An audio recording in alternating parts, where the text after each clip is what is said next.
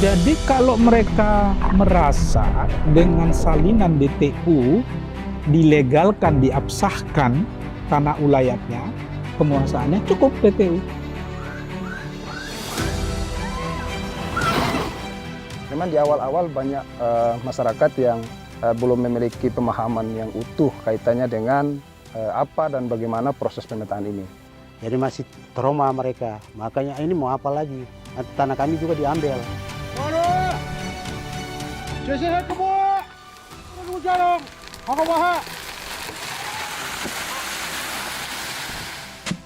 Mungkin orang tua susah payah kerja untuk anak, menyekolahkan anak-anak toh. Jadi harapan untuk anak-anak ke depan berhasil.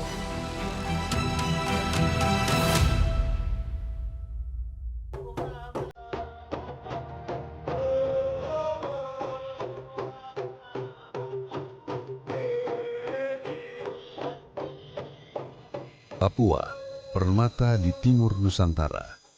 Tanahnya subur, lautannya menawan, budayanya kaya, menjadi daya tarik bagi siapa saja yang mencintai alam dan kehidupan. Namun, lebih dari bentang alam yang mempesona, Papua menyimpan kekayaan tak kasat mata, adat yang dijaga dengan sepenuh jiwa.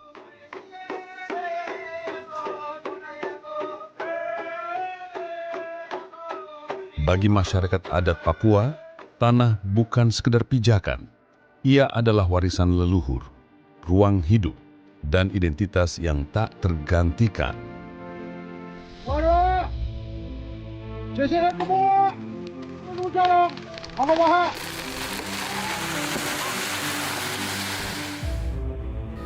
Tanah ulayat itu disebut kalau istilah di kampung itu tanah pribadi suku itu. 5 orang struktur adat ini, 5 orang itu yaitu Terang, Digino, Tegai, Bemei, Serom. Itu 5 perangkat adat yang memang tidak bisa dirubah. Di Kampung Kesatuan Adat Sawoi, tanah bukan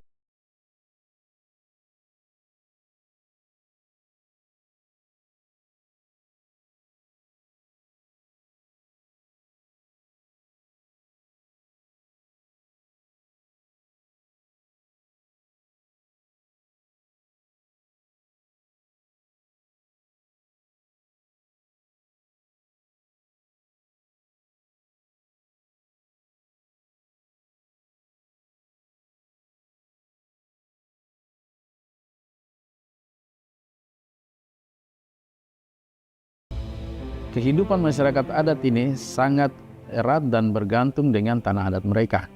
Mereka hidup dalam kelompok-kelompok masyarakat adat dan bergantung dengan tanah adat mereka. Tanah dan masyarakat itu menjadi satu kesatuan yang susah untuk dipisahkan, menjadi satu. Ada istilah tanah merupakan ibu dari masyarakat hukum adat.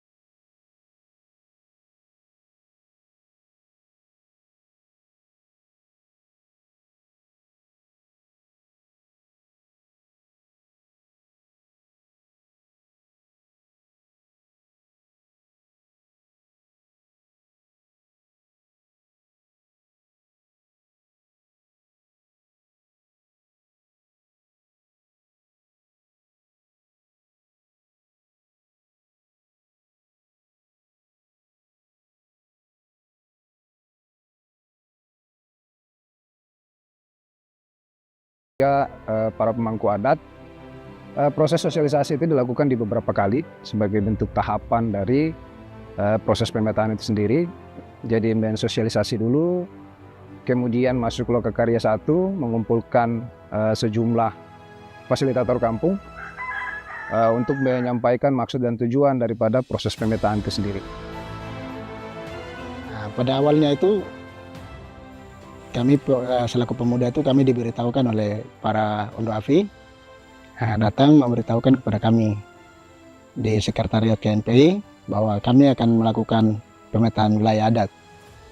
Nah, pada saat itu kami juga karena belum sempat mengetahui informasi, di mana pada saat itu dari GTMA juga pernah menyurati bahwa akan melakukan pemetaan.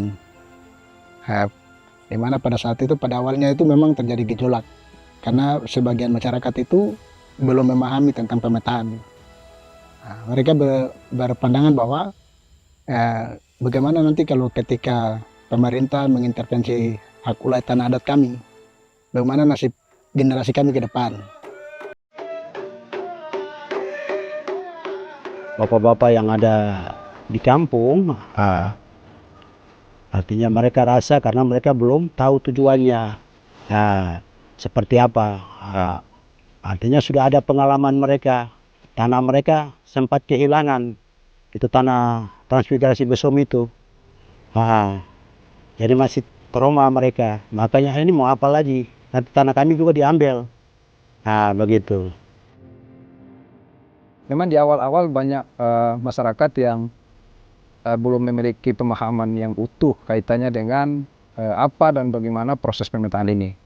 Karena banyak kasus misalnya banyak juga perusahaan-perusahaan yang mulai masuk, ada juga industri dan segala macam. Jadi masyarakat itu memiliki banyak pertanyaan yang perlu kita jawab. Tahun 2023, masyarakat adat Sawai menandai satu tonggak penting. Tanah ulayat mereka memperoleh sertifikat resmi dari negara melalui skema hak pengelolaan atau HPL. HPL adalah bentuk pengakuan hukum negara terhadap tanah ulayat. Lewat skema ini, masyarakat adat tidak kehilangan tanahnya, justru memperoleh kepastian hukum atas pengelolanya. Mereka tetap menjadi pemegang kendali, tetap dengan cara adat. Hanya kini, pengakuan itu juga sah dalam sistem hukum negara. Jadi Permen 14 ini sebenarnya bukan peraturan menteri yang baru ya, yang dikeluarkan oleh ATR BPN. Sudah dimulai sejak tahun 1999 dan ini adalah permen yang keempat. Nah, keempat permen itu sebenarnya mengatur hal yang sama, yaitu mengenai pengadministrasian tanah-tanah ulayat atau tanah-tanah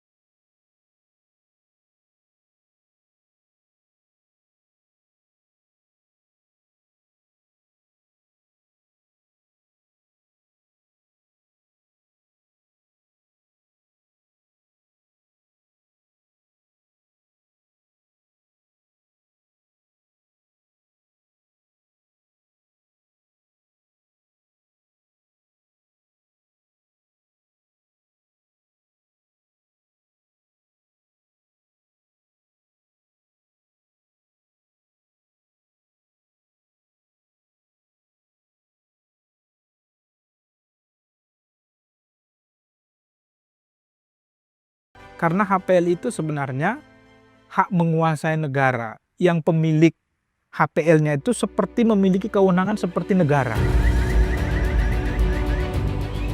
Negara memberikan ruang dan juga memberikan proteksi dan juga turut serta dalam program-program perlindungan dan proteksi kehidupan masyarakat adat seperti apa yang tertulis di dalam Undang-Undang Otonomi Khusus, perlindungan, pemberdayaan, proteksi terhadap masyarakat adat. Dengan pemetaan dan pensertifikatan tanah ulayat ini bisa jelas batas-batas masyarakat adat, bisa jelas ruang-ruang mereka, bisa jelas itu di mana tempat-tempat yang mereka bisa usaha untuk hidup, sehingga memperkecil atau mengurangi dampak konflik ataupun dampak-dampak sosial yang timbul di kemudian hari akibat dari ketidakjelasan batas-batas tanah adat. Jadi kalau mereka merasa dengan salinan DTU, mereka merasa dilegalkan, diabsahkan tanah ulayatnya, penguasaannya, cukup DTU. Tapi kalau mereka merasa salinan DTU kan bukan tanda bukti hak yang kuat, bukan bukti kepemilikan yang kuat. Terus nanti kalau saya mau bekerja sama dengan pihak ketiga, terus pihak ketiganya menanyakan tanda bukti haknya, kalau saya tunjukkan salinan DTU dengan satu sertifikat, ini bagi masyarakat yang dari awal sudah memikirkan bahwa itu nanti dikerjasamakan ya dengan pihak ketiga. Nah itu mungkin bisa jadi pertimbangan dia kemungkinan akan memilih sertifikat HPL. Argumentasi lainnya karena untuk HPL itu tidak dikenal jangka waktu. Ya tidak seperti hak guna usaha, hak guna bangunan yang berjangka waktu. Jadi sisi positif yang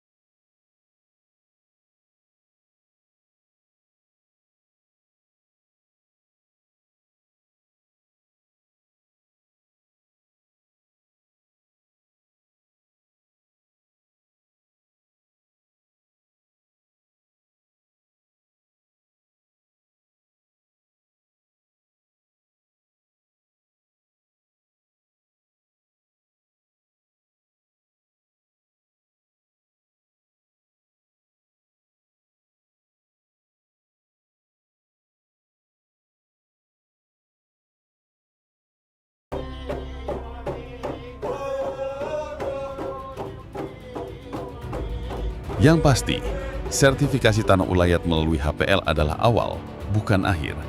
Awal untuk menguji komitmen bersama antara negara dan masyarakat adat agar hukum positif tak menghapus hukum adat, tapi memperkuatnya. Semoga pengakuan ini tidak sekedar formalitas administratif, tapi benar-benar menjadi jembatan menuju masa depan yang adil, di mana tanah adat tetap lestari dan masyarakat adat berdiri tegak di atas tanah.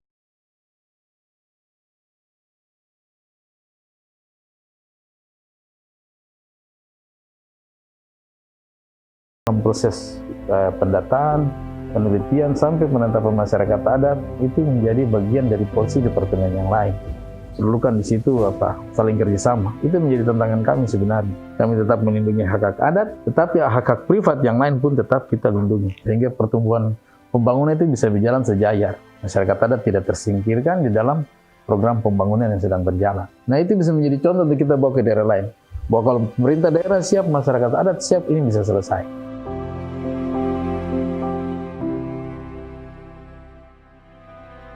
Ya, harapan saya ke depan pemerintah bisa bantu kami untuk mengembangkan